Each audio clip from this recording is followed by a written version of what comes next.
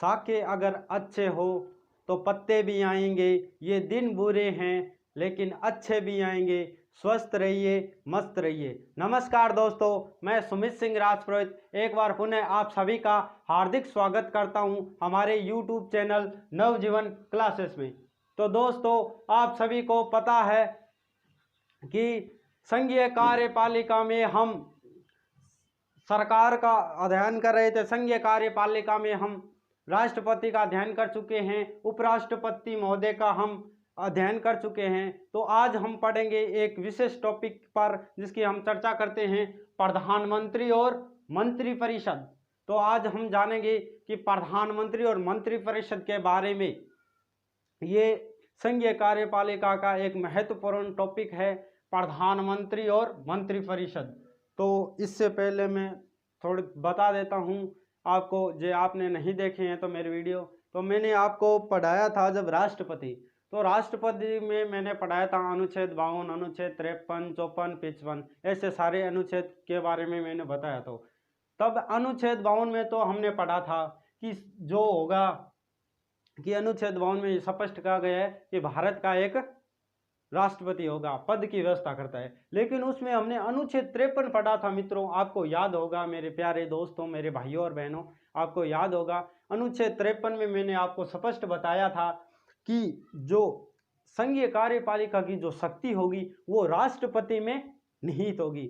ये अनुच्छेद 53 में कहा गया है। जब हम राष्ट्रपति के बारे में पढ़ रहे थे यह बताया गया है, तो उसमें हमने जाना था कि संघीय कार्यपालिका राष्ट्रपति में तो निहित होगी, लेकिन उसका वास्तविक जो अध्यक्ष होगा, वास्तविक अध्यक्ष कौन होगा? प्रधानमंत्री। ये हमने उसमें जाना था। तो हमने देखिए क्या देखते हैं, एक तो होता है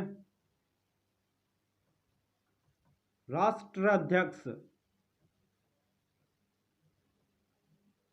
और एक होता है सरकार का अध्यक्ष।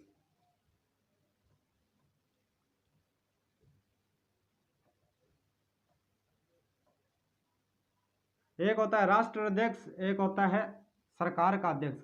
राष्ट्राध्यक्ष कौन होता है? राष्ट्रपति। ठीक है। सरकार का अध्यक्ष कौन होता है? तो सरकार का वैसे अध्यक्ष में दो पद बांटे गए हैं।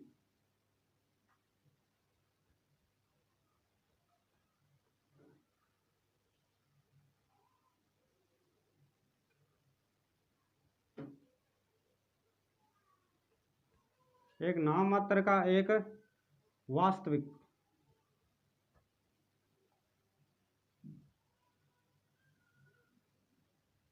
सरकार का अध्यक्ष एक नाममात्र का होता है, एक वास्तविक होता है। अब नाममात्र का कौन होता है? तो मैंने आपको बताया था नाममात्र का होता है राष्ट्रपति, और एक वास्तविक अध्यक्ष होता है। वास्तविक अध्यक्ष सरकार का तो होता है हमारा प्रधानमंत्री। प्रधानमंत्री। ठीक है। तो ये मैंने बताया था आपको। तो राष्ट्र अध्यक्ष होता है राष्ट्रपति। राष्ट्र का जो अध्यक्ष होता है वो हमेशा राष्ट्रपति होगा। और सरकार का अध्यक्ष होता है, इसमें एक तो नाममात्र का पद होता है, एक होता है वास्तविक अध्यक्ष। तो नाममात्र का आपको पता है, कुछ जैसे विशेषकार, जिसे कुछ ये साहित्यकार और या हम कह सकते हैं लेखक जो कहते हैं राष्ट्रपति नाममात्र का है, जिसे रबर की मोहर भी कहते हैं। लेकिन हम एक उसमें पढ़ते हैं वास्तविक अध्यक्ष। वास्तविक अध्यक्ष होता है हमारा प्रधानमंत्री, जिसकी सारी शक्ति प्रधानमंत्री और मंत्रिपरिषद में निहित होती है।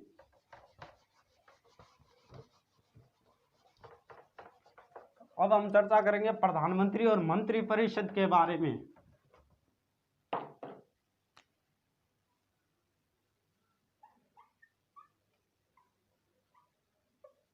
अनुच्छेद 74 के अनुसार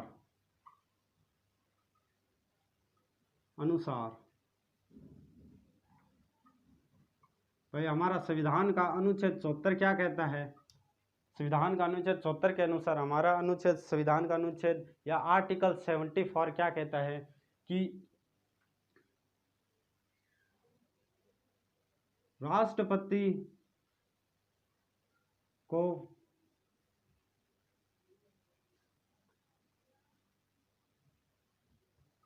सहायता और सलाह के लिए एक मंत्रिपरिषद होगी।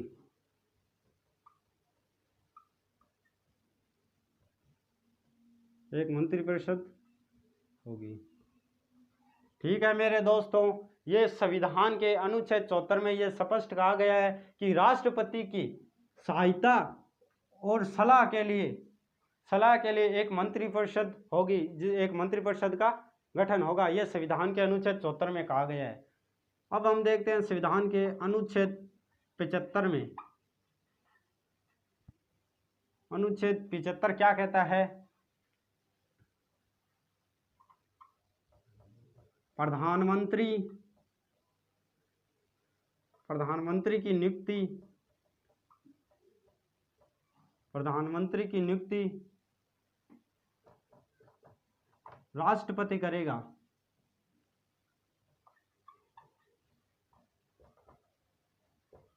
अब देखो, ये स्पष्ट कहा गया है संविधान के अनुच्छेद 75 में कि प्रधानमंत्री की जो नियुक्ति है वो भारत का राष्ट्रपति करेगा और अन्य मंत्रियों की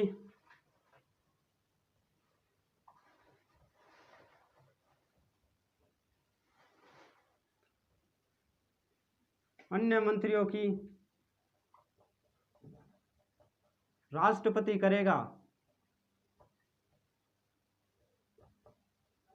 प्रधानमंत्री की सलाह से।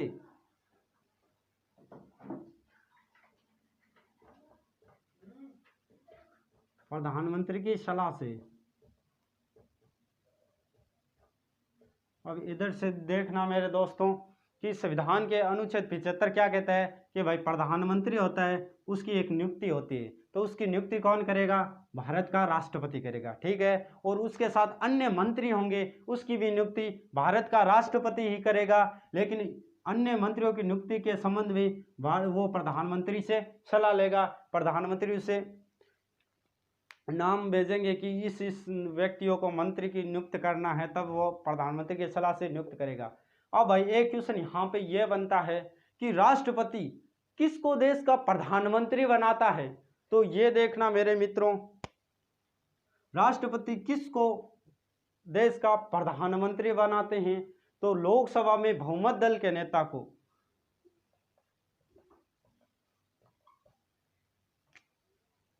लोकसभा में बहुमत दल के नेता को भारत का मुख्यमंत्री बनाता है राष्ट्रपति। लोकसभा में बहुमत दल के नेता को, बहुमत दल के नेता को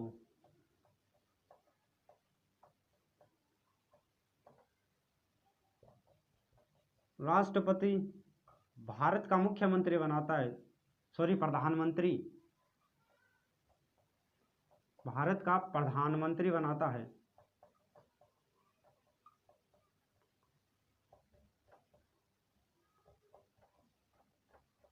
एग्जाम में बहुत बार क्वेश्चन पूछा जाता है ये, वैसे तो नॉर्मली टाइप में, कि देश का जो राष्ट्रपति होता है वो किसको देश का प्रधानमंत्री नियुक्त करता है। तो इसमें क्या होगा कि लोकसभा में बहुमत दल के नेता को, जो लोकसभा में बहुमत लेके आएगा, पूर्णतः बहुमत लेके आ गया, वो बहुमत दल का नेता होगा, उसे ही राष्ट्रपति भारत का प्रधानमंत्री बनने के लिए आमंत्रित करेगा। तो आप स्क्रीनशॉट ले सकते हैं।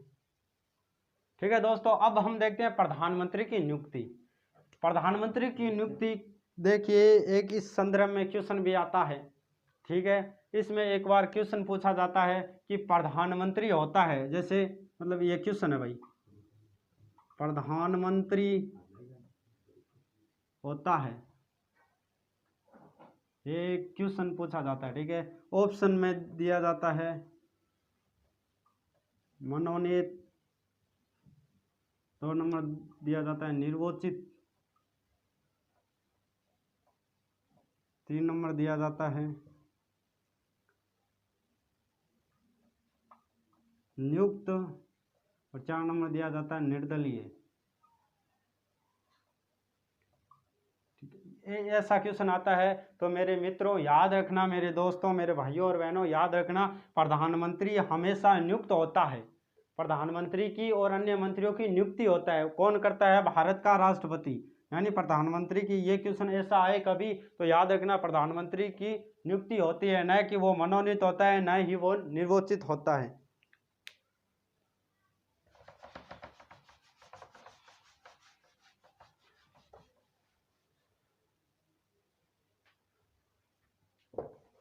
ठीक है दोस्तों, तो अब हम देखते हैं प्रधानमंत्री की नियुक्ति।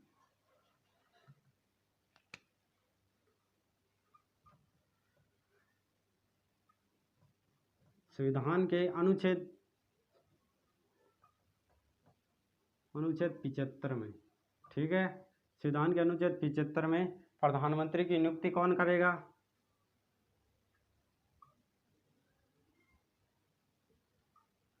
प्रधानमंत्री भाई राष्ट्रपति। ठीक है, समझ में आ गया होगा आपको कि प्रधानमंत्री की नियुक्ति कौन करता है? राष्ट्रपति।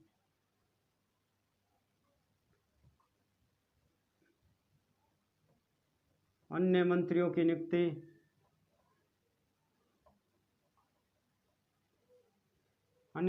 नियुक्ति राष्ट्रपति करता है।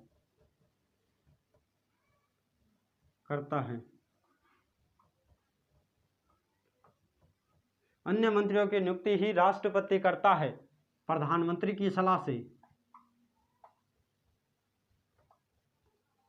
प्रधानमंत्री की सलाह से,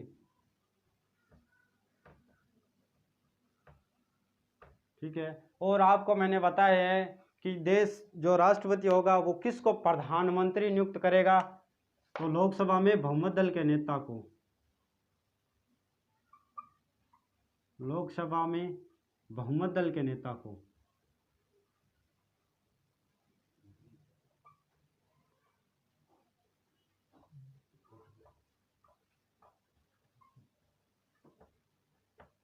लोकसभा में बहुमत दल के नेता को देश का राष्ट्रपति, देश का प्रधानमंत्री नियुक्त करेगा। ठीक है, कई बार ऐसा हो जाता है भाई कि किसी पार्टी के पास 50-50 यानी 50-50 वो आंकड़े आ जाते हैं, सीटें आ जाती है 50-50, तो राष्ट्रपति किसको प्रधानमंत्री नियुक्त करेगा? उसमें उसके संदर्भ में ये एक जो बात आती है कि अगर इसमें तो स्पष्ट कहा गया बहुमत दल के नेता को, अगर किसी पार्टी को पूर्णतः बहुमत नहीं मिलता, 50-50 रह जाता है, 50-50 रह जाता है, तो क्या करेगा राष्ट्रपति? तो इसके भी संदर्भ में क्या करता है राष्ट्रपति? अपने सहविवेक से,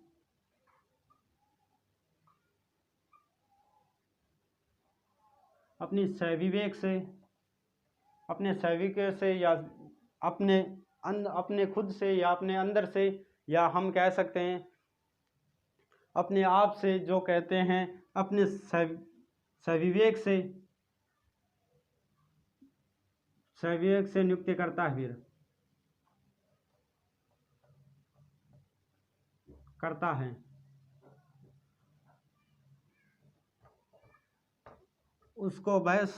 उसको लोकसभा में विश्वास प्राप्त होना चाहिए।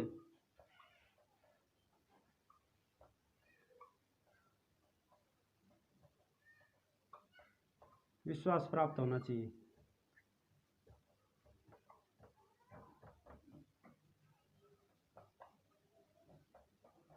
देखो मेरे मित्रों, लोकसभा में बहुमत दल के नेता को राष्ट्रपति देश का प्रधानमंत्री नियुक्त करता है। अगर यह मामला 50-50 हो जाए, किसी पार्टी को पूर्णतः बहुमत न मिले, तो राष्ट्रपति क्या करता है? विवेकानुसार अपने स्वयं से जिसको लोकसभा में विश्वास प्राप्त हो, उस नेता को वह भारत का प्रधानमंत्री नियुक्त कर सकता है। तो आप स्क्रीनशॉट ले सकते हो। तो दोस्तों अब हम देखें मंत्रियों की अहर्ताएं या मंत्रियों की क्या योग्यता होती है। पर एक बात याद रखना मेरे दोस्तों कि प्रधानमंत्री की कोई योग्यता नहीं होती है, वैसे भी कोई अहर्ताएं नहीं हो सकती प्रधानमंत्री की, लेकिन मंत्रियों की अहर्ताएं होती है। प्रधानमंत्री की ऐसा नहीं होता है, क्योंकि जो प्रधानमंत्री बनने से पूर्व वो क्या होता है? एक मंत्री होता है। या तो वो लोकसभा का सदस्य होगा या राज्यसभा का सदस्य होगा, यानी वो एक मंत्री होता है। इसलिए मंत्रियों की अहर्ताएं हम देखते हैं। तो क्या होता है भाई, जब मंत्रियों को 6 माह के अंदर किसी भी सदन का सदस्य होना चाहिए, किसी भी सदन का सदस्य होना अनिवार्य है, सदस्य होना अनिवार्य है।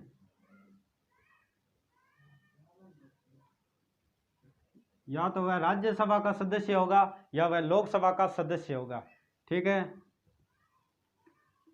यदि वह 6 माह के अंदर सदस्य नहीं बन पाता है किसी भी सदन का, न तो राज्यसभा का वह सदस्य बन पा रहा है और न ही लोकसभा का सदस्य बन पा रहा है, तो वह क्या होगा? यदि वह सदस्य नहीं बन पा रहा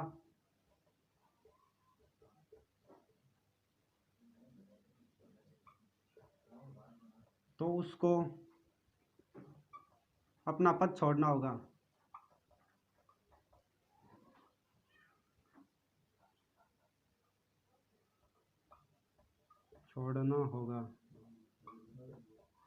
ठीक है दोस्तों, क्या है कि भाई मंत्री की अहियोग्यताएं या अहर्यताएं हम कहते हैं, योग्यताएं कहते हैं कि 6 माह के अंदर किसी भी सदन का, या तो वो लोकसभा हो सकता है या वो राज्यसभा हो सकता है, उसका सदस्य होना अनिवार्य होता है, ठीक है। और यदि वह सदस्य नहीं बन पाता है तो उसे अपना पद छोड़ना पड़ता है। और प्रधानमंत्री की वैसे कोई क्वालिफिकेशन नहीं होती, कोई योग्यताएं नहीं होती, क्योंकि प्रधानमंत्री बनने से पहले एक वह राज्य का मंत्री होता है, या लोकसभा का हम कहते हैं वो एक मंत्री होता है लोकसभा का, या राज्यसभा किसी भी सदन का हो सकता है वो मंत्री, इसलिए।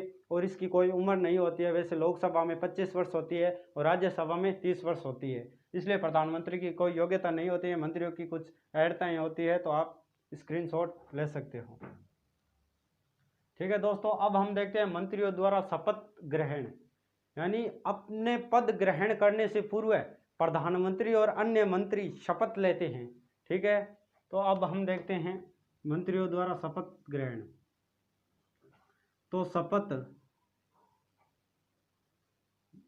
हम देखते हैं, तो आपको पता है प्रधानमंत्री को शपथ कौन दिलाता है? भाई राष्ट्रपति, ठीक है। प्रधानमंत्री को शपथ राष्ट्रपति दिलाता है और अन्य मंत्रियों की जो शपथ होती है वही राष्ट्रपति दिलाता है, ठीक है।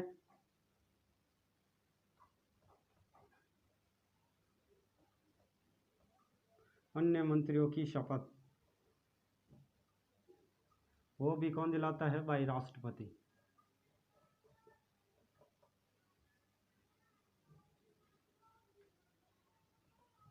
संविधान की अनुसूची 3 में ये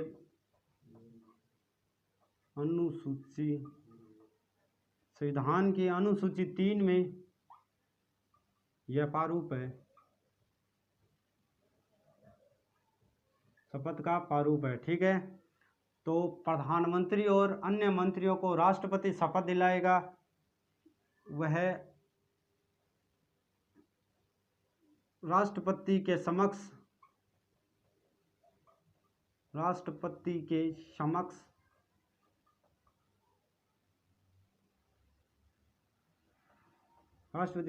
तथा गोपनीयता की शपथ लेते हैं।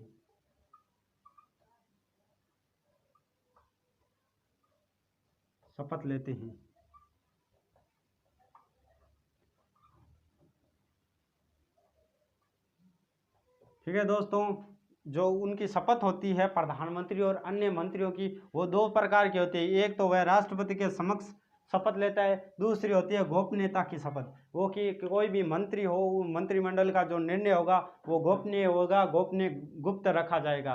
तो आपने देखा कि मंत्रियों द्वारा शपथ ग्रहण, ठीक है। शपथ कौन दिलाता है? प्रधानमंत्री को शपथ दिलाता है भारत का राष्ट्रपति, ठीक है। और हमने राष्ट्रपति के संदर्भ में पढ़ा था, तो राष्ट्रपति को शपथ कौन दिलाता है? सुप्रीम कोर्ट के मुख्य न्यायाधीश, ठीक है। और प्रधानमंत्री को नियुक्ति कौन करता है? राष्ट्रपति करता है। और शपथ कौन दिलाता है? राष्ट्रपति दिलाता है। अन्य मंत्रियों की नियुक्ति राष्ट्रपति करता है प्रधानमंत्री की सलाह से, और इनको शपथ राष्ट्रपति दिलाता है। वो क्या शपथ होती है? एक तो राष्ट्रपति के समक्ष वो शपथ लेते हैं, एक गोपनीयता की शपथ लेते हैं कि जो भी निर्णय होगा वो गोपनीय रखा जाएगा। ठीक है, तो आप स्क्रीनशॉट ले सकते हैं मंत्रियों की। तो दोस्तों अब हम देखते हैं मंत्रिपरिषद का कार्यकाल।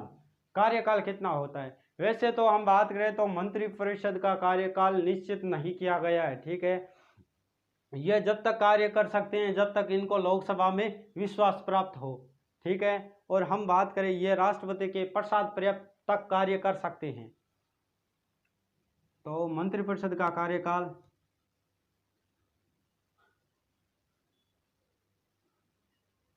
निश्चित नहीं है। एक तो बात ये हो गई कि मंत्रिपरिषद का कार्यकाल निश्चित नहीं है। दूसरी बात क्या हो गई कि ये राष्ट्रपति के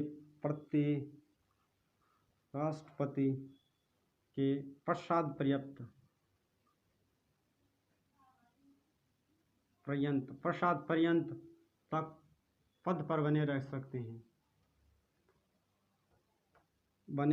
हैं।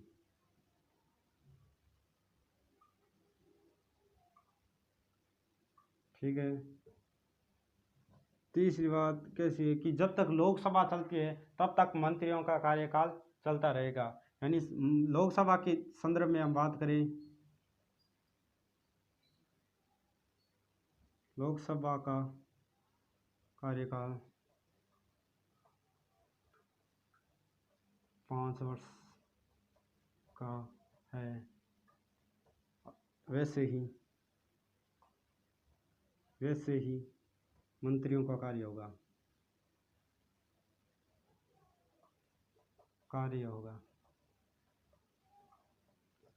ठीक है मेरे दोस्तों, यहाँ पे समझने की बात है, जैसे लोकसभा हमारे 5 साल कार्यरत रहती है तो मंत्रियों का कार्यकाल सामान्यतः 5 वर्ष तक जाएगा, और वह अपने पद पर बने रह सकते हैं तब तक, कब तक? लोकसभा में उसे विश्वास प्राप्त हो। लोकसभा में विश्वास प्राप्त हो जब तक अपने पद पर बने रह सकते हैं। मंत्रिपरिषद का कार्यकाल वैसे तो निश्चित नहीं किया गया है, लेकिन ये राष्ट्रपति के पश्चात पर्याप्त तक पद पर अपने बने रह सकते हैं, और सामान्यतः इसका जो कार्यकाल होता है वो लोकसभा की तरह ही चलता है, और ये लोकसभा में विश्वास प्राप्त जब तक है तब तक इनका कार्यकाल रह सकता है। और ये याद रखना, मंत्रिपरिषद का कार्यकाल यानी जब प्रधानमंत्री अगर इस्तीफा दे देता है देश का, तो स्वतः ही पूरी मंत्रिमंडल या पूरे मंत्रिपरिषद का इस्तीफा माना जाएगा वो। ठीक है, तो आप स्क्रीनशॉट ले सकते हो।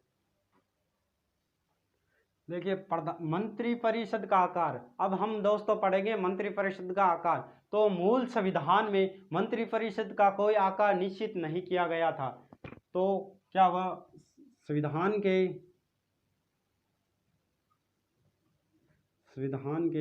91वें संविधान संशोधन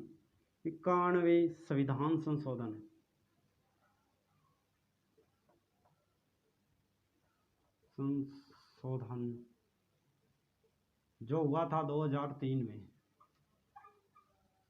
संविधान के 91वें संविधान संशोधन जो कि 2003 में हुआ था, उसके अनुसार मंत्रियों की जो संख्या हो कर दी गई थी, पूरी लोकसभा की कुल सदस्य संख्या जो पूरी लोकसभा की, मान लो लोकसभा है पूरी लोकसभा के सदस्य का 15% कर दी गई थी। 91वें संविधान संशोधन 2003 के अनुसार प्रधानमंत्री सहित अन्य मंत्रियों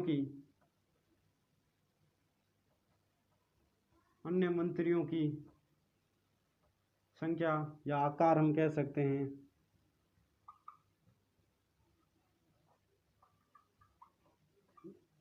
लोकसभा के कुल सदस्य संख्या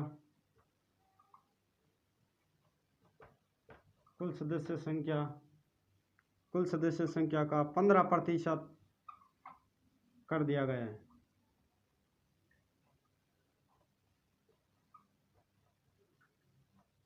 तो मेरे दोस्तों यहाँ पर एक बात ये याद रखना, अब देखो लोकसभा की हम बात करें तो वर्तमान में 545 सदस्य हैं। अब देखो 545 सदस्य, ये सारे क्या मंत्री बन सकते हैं क्या? ऐसे तो बहुत सारे के सारे आ जाएंगे, ऐसा नहीं हो सकता। इसलिए 91वें संविधान संशोधन जो हुआ था 2003 में, उसमें यही कहा गया था कि 545 यानी लोकसभा की कुल सदस्य संख्या जिसका 15% जो मंत्रिपरिषद का आकार होगा वो 15% होगा, यानी 545 में से 15% ही कैबिनेट के मंत्री बनेंगे। ठीक है, तो संविधान के कारण तो आप स्क्रीनशॉट ले सकते हो। तो दोस्तों अब हम देखें मंत्रियों के प्रकार, मंत्रियों के कितने प्रकार होते हैं। तो आइए हम देखते हैं मंत्रियों के प्रकार।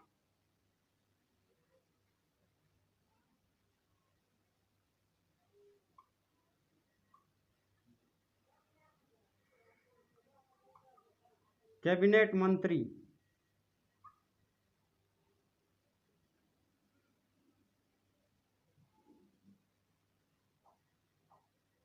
दो नंबर होता है राज्य मंत्री, और 3 नंबर होता है हमारा उप मंत्री।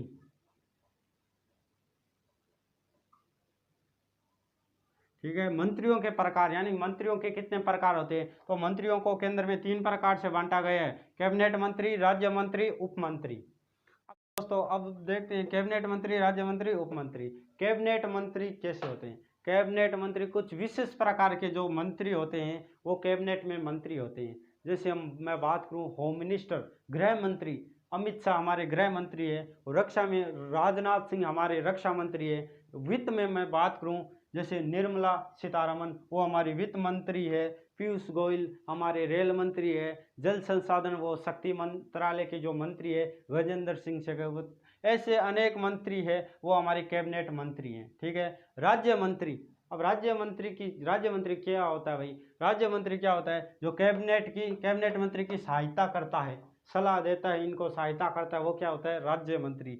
जैसे अब राज्य मंत्री में उदाहरण दूं तो मैं आपको, देखा होगा आपने, प्रधानमंत्री नरेंद्र मोदी ने एक घोषणा की थी कि 20 लाख करोड़ की एक आर्थिक पैकेज दिया था जिसमें कहा गया था कि एमएसएमई को इतना देगा, शिक्षा के क्षेत्र में हम इतना लगेंगे। लॉकडाउन के कारण वो एक आर्थिक पैकेज दिया गया था जनता को।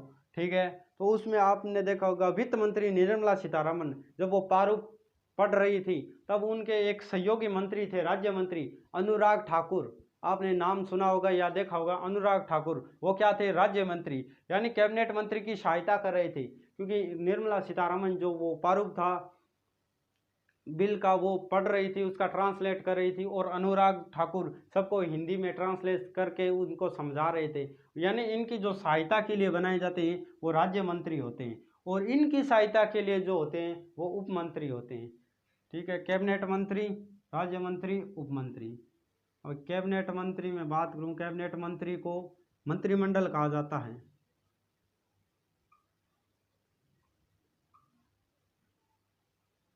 मंत्रिमंडल,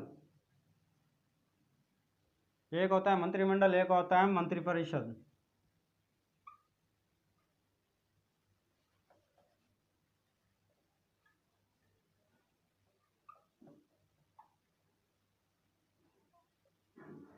अब एक होता है मंत्रिमंडल, मंत्रिपरिषद। अब भाई मंत्रिमंडल क्या है, मंत्रिपरिषद क्या है? तो पहला हम चर्चा करते हैं, शुरू से कर रहे हैं, मंत्रिपरिषद की हम चर्चा करते हैं। मंत्रिपरिषद में क्या होता है? प्रधानमंत्री, कैबिनेट मंत्री,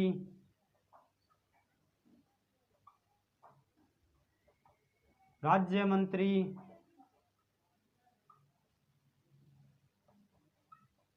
उप मंत्री,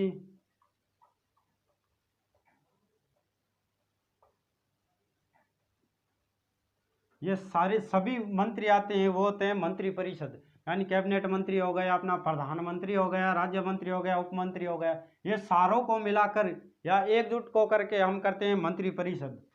मंत्रिमंडल किसे कहते हैं? मंत्रिमंडल में केवल कैबिनेट मंत्री आते हैं, कैबिनेट मंत्री। मंत्रिमंडल में सिर्फ केवल कैबिनेट मंत्री ही आते हैं, क्योंकि ये विशिष्ट मंत्री होते हैं, तो इसलिए मंत्रिमंडल में कैबिनेट मंत्री आते हैं। और अगर मैं बात करूं मंत्री परिषद की, तो कैबिनेट मंत्री, राज्य मंत्री, उप मंत्री, प्रधानमंत्री, ये सारे को एक वो मिला के वो बनता है मंत्री परिषद, प्रधानमंत्री और मंत्री परिषद। ठीक है दोस्तों, तो आपको ये वीडियो कैसा लगा, लाइक करें, कमेंट करके बताइएगा कैसा लगा। अगर दोस्तों आपको ये वीडियो पसंद आए तो बिल्कुल लाइक करें, शेयर करें, सब्सक्राइब करें। और आज का जो हमारा टॉपिक था प्रधानमंत्री और मंत्री परिषद में, तो इसमें हम अगले वीडियो में फिर इसी पर चर्चा करेंगे और देखेंगे कि हमारे प्रधानमंत्री प्रथम से लेकर वर्तमान तक को हम विशिष्ट ट्रैक से देखेंगे। जिस प्रकार हमने राष्ट्रपति को देखा था, उपराष्ट्रपति को देखा था, उसी प्रकार हमने प्रधानमंत्री को देखेंगे। तो बस आप बने रहिए हमारे नवजीवन क्लासेस के साथ और मेरा वेट कीजिए अगले वीडियो का। धन्यवाद।